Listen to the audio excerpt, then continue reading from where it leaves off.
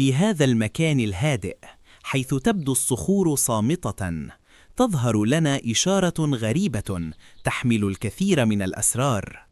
إنها مجسم البومة، لكن هل هي مجرد تشكل طبيعي؟ أم رسالة قديمة مخفية بعناية منذ مئات السنين؟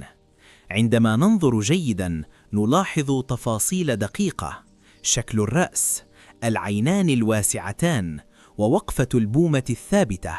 كل هذه التفاصيل ليست عشوائية. في علم الإشارات تعتبر البومة من الإشارات النادرة والمهمة جداً، وغالباً ما ترتبط بأماكن الحراسة والدفائن الثمينة. لكن السر الحقيقي هنا يكمن في نظرة البومة. نعم، العينان هما المفتاح. في كثير من الحالات تكون إحدى العينين مختلفة قليلاً عن الأخرى، قد تكون أعمق أو تحتوي على جرن صغير، وهنا يبدأ التحليل الحقيقي.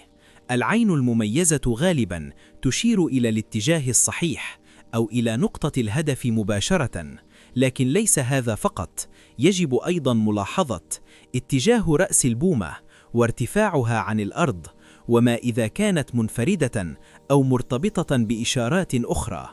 كل هذه التفاصيل تقودك خطوة بعد خطوة نحو الحل.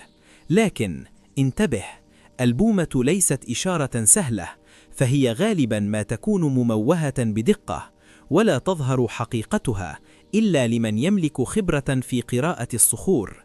في هذا الموقع تحديداً، عند تتبع اتجاه نظر البومة، نصل إلى نقطة تبدو عادية، لكن عند التدقيق نلاحظ وجود صخرة مختلفة قليلاً، مستوية بشكل غير طبيعي. وهنا تبدأ الشكوك تتحول إلى حقيقة. يعتقد في مثل هذه الحالات أن الهدف يكون إما قبر صخري مغلق أو مدخل مغارة مخفية بإحكام. لكن هناك عامل مهم جداً يغفل عنه الكثيرون، وهو التوقيت. نعم، الوصول إلى الهدف لا يعتمد فقط على المكان، بل على الوقت المناسب أيضاً.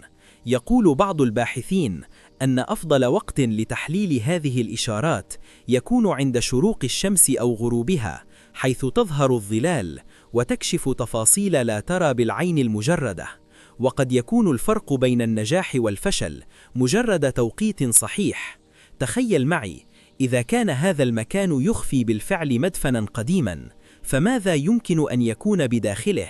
هل هي مجرد غرفة فارغة، أم صناديق مليئة بالذهب والعملات القديمة والجواهر الثمينة؟ الإجابة تبقى مخفية خلف هذه الصخرة، لكن المؤكد أن البومة لم تكن هنا صدفة. هل تعتقد أن هذه الإشارة حقيقية؟ وهل يمكن أن تقود فعلا إلى كنز مخفي؟ اكتب رأيك في التعليقات، ولا تنسى المتابعة لاكتشاف المزيد من أسرار الأرض الغامضة.